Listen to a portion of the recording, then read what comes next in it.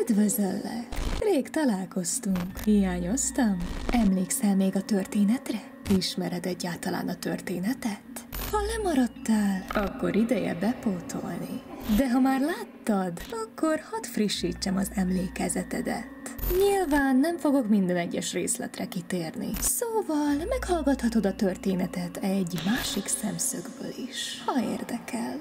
Amit én most elmesélek, az a feledésbe veszett múlt. Egy legenda, amit már jól ismertek, de úgy, ahogy még nem hallottátok.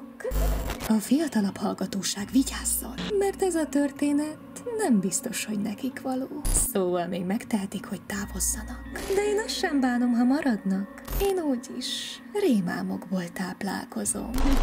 Nos, kezdhetjük?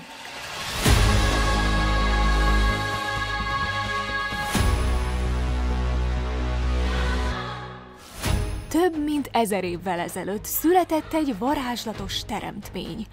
Olyan, ami még nem létezett azelőtt. Hatalmas mágiája egyszerre volt csodálatos és veszélyes. Kettős ereje pedig 2 személyiséget hordozott magában. A falu lakói, ahol élt, elkergették őt a kiszámíthatatlan viselkedése miatt. És a tündér világgá ment. Az útja során pedig olyanokra talált, akik hozzá hasonlóak voltak. Együtt pedig megalapították a saját királyságukat, aminek az első tündér lett az uralkodója. Hálából pedig lovagokat választott, akik ezáltal hozzá hasonlóan halhatatlanná váltak. De csak addig, amíg a királynő él. A királynőben viszont továbbra is ott lakozott a sötétség, amitől meg akart szabadulni, és sok-sok próbálkozás után sikerült is neki. Vagy legalábbis majdnem. Sötét ereje elkanászodott, és gazdatestet keresett magának, amit elfoglalhat. A királynő lovagjai közül 5-en rájöttek, hogyan állíthatják meg, és feláldozták magukat, hogy legyőzzék a gonoszt egyszer és mindenkorra, ezzel megmentve a királynőjüket és a többi társukat. A legendák később a tündérőrzőkként emlékeztek vissza rájuk.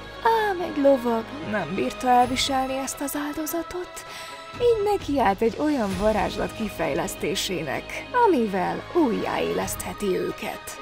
100 évvel később el is érte a célját, vagyis csak részben, mivel a lelkeiket visszahozta, de a testüket nem. A bolyongó lelkek pedig varástalan halandók testében találtak új otthonra. A lovag próbálta több módszerrel is visszaszerezni társainak a lelkét, de mind hiába. Viszont az őrzők lelkeivel együtt a sötétség lelke is visszatért, aki örömmel szállta meg azokat, akiket épp legkétségbe esettebb időszakukban talált. Mivel nem tudták megszabadítani a halandókat a varázslelkektől, így a királynő úgy döntött, hogy kiképzi őket, hogy ők szálljanak szembe a gonosszal. Ez az erő és ez a küldetés generációról generációra szállt. Volt, akiknek sikerült, és volt, akiknek nem. De a sötétség idővel mindig visszatért, és a körforgás több évtized után mindig újra kezdődött.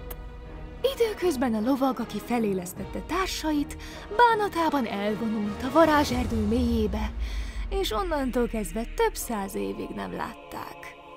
A királynőben pedig ez alatt egyre jobban nőtt a bűntudat, míg aztán egy harc során ő is szembeszállt a sötétséggel, és habár egy időre sikerült elűznie, ő egy kőbe zárva végezte. 10 évvel később egy új őrző generáció vette át a feladatot, és amikor a sötétség visszatért, ők sikeresen le is győzték azt, és kiszabadították a királynőt a kőből. Na de milyen áron? A sötétség megátkozta az egyik társukat, aki később az életét vesztette. Ám a sok 100 évvel ezelőtti esethez hasonlóan valaki nem tudta elfogadni ezt az áldozatot, és a királynőnek ellenszegülve visszahozta kedvesét az élők közé. De az átok nem tűnt el belőle, és a visszahozott lányban kezdett új alakot ölteni a sötétség. Ezzel ő az első halandó, akiben egy őrző lelkével együtt a sötétség lelke is meglapul. hogy mi lesz ennek a lánynak, a hőseinknek és mindkét világnak a sorsa, az még a jövőben rejlik.